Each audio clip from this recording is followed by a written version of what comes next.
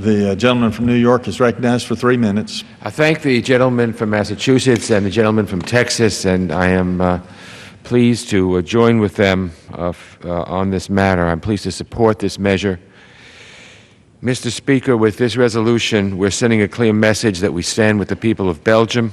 Like my colleagues and like so many around the world, I'm angry, I'm outraged, and I'm deeply, deeply saddened by the terrorist attacks that ripped through Brussels yesterday.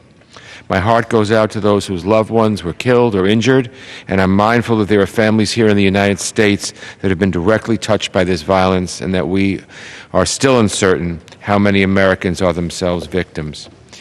For me as a New Yorker, let me speak personally, because September 11th, 2001 is a scar, a stain that will never go away as long as I live and as long as other New Yorkers live.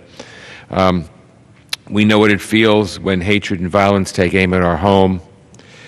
We know what it feels like when innocent people are killed by pure evil. And so today we grieve with our brothers and sisters in Belgium. But in the midst of grief, we cannot lose focus on our work to stop this kind of violence. We need to stand with our Belgian friends, not just in spirit but in action, to figure out who was responsible for these attacks, how they were able to carry them out, and what it will take to hold them accountable. We need to look for new areas for collaboration in terms of prevention, surveillance, and information sharing.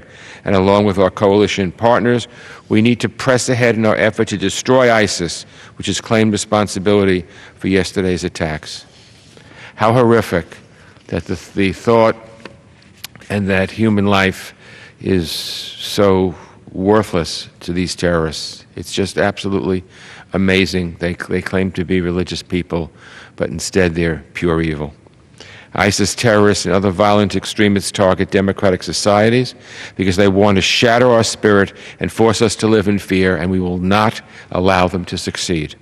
So going forward, we'll work with our Belgian partners and our other allies to move past this tragedy, to fight terrorism, to enhance security, and to promote justice and democracy around the world.